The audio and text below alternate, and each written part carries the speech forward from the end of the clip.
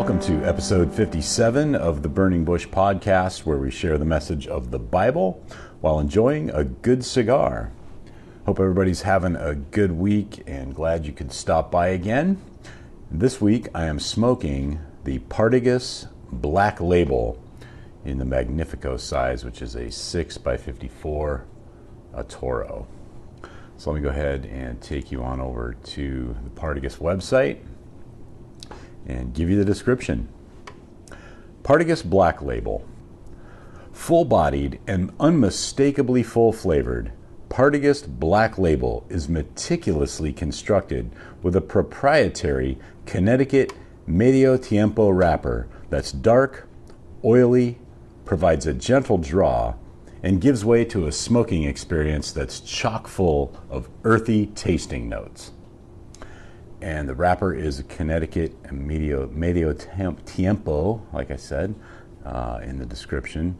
Binder is a Dominican La Vega Especial, and the fillers are Dominican Piloto, Cuban Ligero, and Nicaraguan Ligero.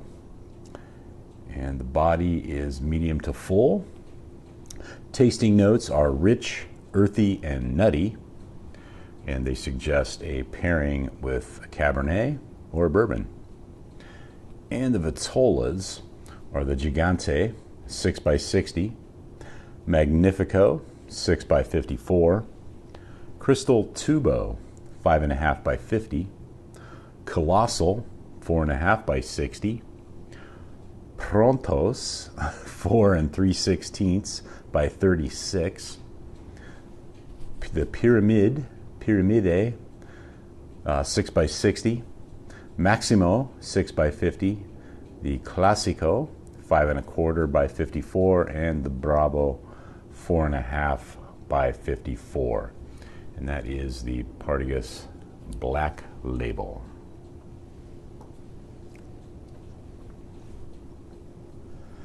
Okay, so now that we've got this week's cigar taken care of, let's go ahead and jump back into the Bedrock of Christianity by Dr. Justin Bass. And this week we are actually starting chapter 3. I know a couple of weeks ago, if you listened to the show, I'd said that we were finishing chapter 3 a couple weeks ago, but I was mistaken. So we finished it last week. So this week we will actually start chapter 3. The title of chapter 3 is Bedrock Source. 1 Corinthians 15, 3-7. This tradition, we can be entirely confident, was formulated as tradition within months of Jesus' death. James Dunn, Jesus Remembered.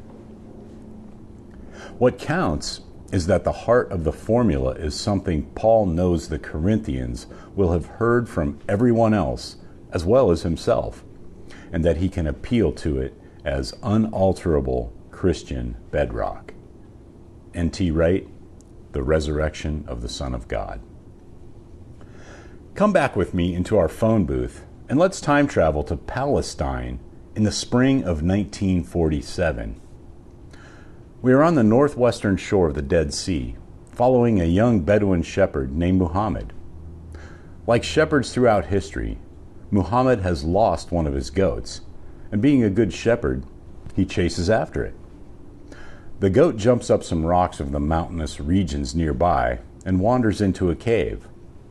Muhammad begins to throw some rocks to get the goat to come down, and then hears something unfamiliar.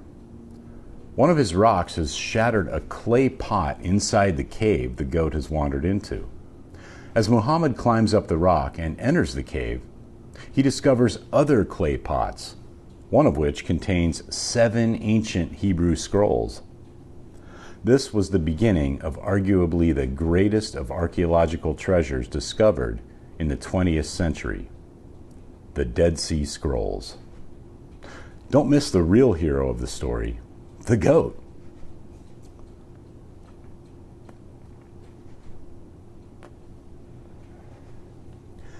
After 1,900 years of these scrolls sitting in this cave undisturbed, this goat wanders in. This cave was the first of a total of 11 caves excavated over the next 8 years 1948 to 1956. A grand total of 930 scrolls, all over 2,000 years old, now for the first time became available to the world, not to mention the ancient pots, coins, seeds, and other artifacts discovered in these caves. Of these 930 scrolls, 230 of them are from books of the Old Testament. Most of them are in Hebrew, but some are in Aramaic and Greek. All 24, according to the Jewish numbering, or 39, according to the Protestant numbering, books of the Old Testament canon are represented, with the exception of Esther. It is virtually unanimous among scholars today that these surviving scrolls are a portion of a library belonging to the Jewish sect of the Essenes, who were active from roughly 150 BC to AD 70. Therefore, most of these scrolls, especially the biblical ones, date to around 150 BC, and some even earlier. A scroll with portions of Ecclesiastes housed in the Jordan Museum dates to 250 BC. The most valuable of all the 930 scrolls discovered is the Great Isaiah Scroll, which Muhammad and his goat found in Cave 1. This complete scroll of the book of Isaiah indisputably dates between 150 and 100 BC.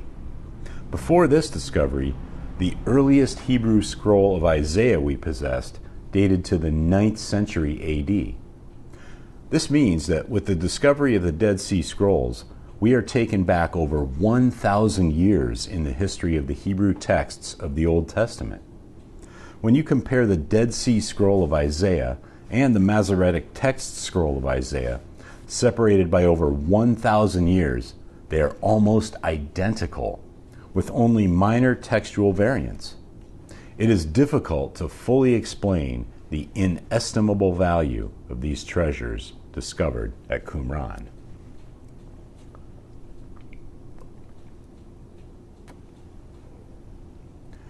Now let's engage our historical imagination again on your imaginary forces work. And imagine that tomorrow archaeologists find an ancient scroll buried in Jerusalem. This scroll was able to be accurately dated to within a decade or so of Jesus' death, and all the evidence suggests it originally came from Jesus' earliest followers, Peter, James, John, and others of the 12. Even more importantly, the writing on the scroll is in a creedal formula, laying out the core beliefs of this very young and rising Jewish movement. What a priceless, irreplaceable treasure that would be. Incredibly, within Paul's letter to the Corinthians, this is almost exactly what we possess. We do not have an actual scroll, but what we do have is a creedal tradition or traditions dating to within a decade of Jesus' death, with its ultimate source going back to Jesus' earliest followers. This is a bedrock fact among believing and non-believing scholars.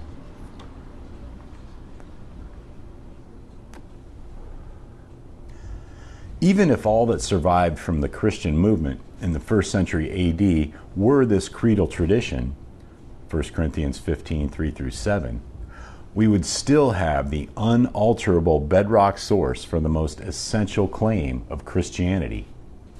Jesus died for our sins, he rose again on the 3rd day, and he appeared to individuals and groups of people alive again as proof of his resurrection. In this chapter, I will discuss 1 Corinthians 15, 3-7 in detail, answering the following questions in turn. How do we know it is a creedal tradition that Paul is quoting? How early can we date it? Who originally composed it and where? Is it only one creedal tradition, or does it contain multiple distinct traditions? That'll end the reading for this week. The first section of chapter 3 of The Bedrock of Christianity by Dr. Justin Bass. Don't forget to check out the show notes for a link to Dr. Bass's website where you can pick up copies of his books and check out his YouTube videos, as well as the link to this week's cigar, to groundworksministries.com for daily Bible studies and devotionals, and as always, the Burning Bush Podcast merchandise store where you can pick up some items to help spread the word about the show. And as always, I'd appreciate it if you'd tell your friends about the show and help spread the word that way. So until next week, have a great day, have a great cigar, and God bless.